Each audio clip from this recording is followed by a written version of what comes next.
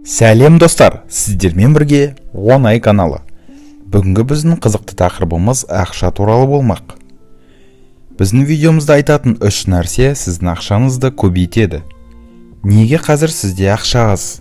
Себебін оқып біліп алыңыз. Ақша ол бізге берілетін қуат. Адамның көздеген мақсаттары мен ойға алған жоспарларын жүзеге асыру үшін берілетін қуат көзі. Яғни ол адамға тек қуат күйінде беріледі. Оны ақшаға айналдыру әркімнің өзіне байланысты. Осы тұста әр адам білуі тиіс нәрсе, ақша қуаты мол жандарға келеді. Сондай-ақ оның қол жеткізгісі келетін ой жоспарының да қуаты болуы керек. Демек, арман мақсатты оған қол жеткенше ұдайы қуаттап отыру қажет. Сіздер қалай ойлайсыздар достар? Сонымен, бірінші үйлесімділік. Қалауыңыз табиғатыңызбен, болмысыңызбен, денсаулығыңызбен сәйкес келуі керек. Мысалы, сіздің арманыңыз Мальдив аралдарына немесе Турцияға барып теңізде жүзу.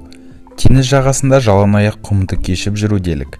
Бірақ сізде теңіз аурулары бар болса, ішкі түйсігіңіз ол арманның орындалуына бағытталған қуатқа бөгет қояды. Теңіз аурулары кемелердің кеңістікте өзінің бастапқы қалпын тез ауыстырған кезінде, сонымен қатар жер бетінде жүретін көліктердің бұралған жолда тез жүруіне байланысты кейбір адамдардың мазасызданып ауруы. Оның негізгі белгілері бастың айналуы, жүрек айнуы, құсу. Сіз армандағанмен ағзаңыз ауырлықты қаламайды, сондықтан теңізге бару арманыңыз қуат алмайды. Екінші мысал. Қалада 3 бөлмелі пәтеріңіз бар делік, ал сіз таулы бір аймақтан саяжайым болса деп армандайсыз. Егер ауылдың тіршілігін ұнатпайтын болсаңыз, жұмысы шаршатады деп ауылдың өмірінен қашатын болсаңыз, саяжай сатып алуға қаражат жинай алмайсыз. Өйткені сіз оның қуатын ойша жойып тұрғаныңызды аңғармайсыз. Ой мен қалау қуаты үйлескенде ғана ақша табуға күш тауып, табысыңыз көбейіп, ақша сіз ойламаған жақтардан өздігінен келе бастайды. Олай болса, нені шын қалайтыныңызды анықтап, жүрегіңізді тыңдап үйреніңіз. Екінші, нақтылық. Сізге ең бірінші не қажет екенін саралап алыңыз. Ол үшін қағазға арман тілегіңіздің бәрін жазып шығыңыз. Әрине, адамға бәрі керек. Бірақ балықшы мен алтын балық ертегісіндегідей бәрін бірінен соң бірін қалау дұрыс емес. Өйткені ой әр қажеттілігіңізге шашыраса, оның еш қайсысы қуаттана алмайды.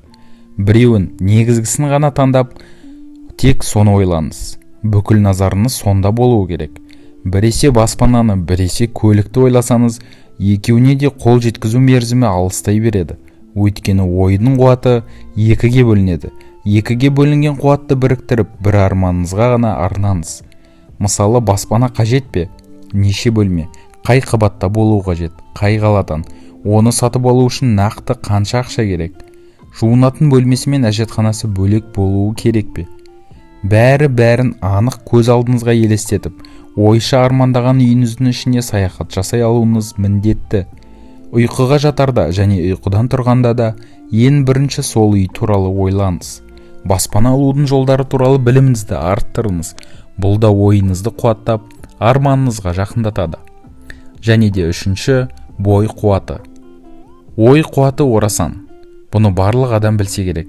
Бірақ ойға алған жоспар мақсаттарды орындау үшін бойда да күш қуат мол болуы қажет-ақ. Ал үнемі тұнжырап, әркімнің сөзіне ренжіп, еңсесін төмен салып қайғырып отыратын адамда қуат қайдан болсын? Қимылдаған қыр асар деген сөз бар. Ал мақсатқа жету үшін оны оймен қуаттап алған соң әрекет жасау қажет. Ал әрекет жасау үшін бойыңызда қуат болуы маңызды. Олай болса, өткен қателіктерді, реніштерді ойлап өзіңізді мұңмен, уайыммен әлсіретпеңіз. Күліп ояныңыз.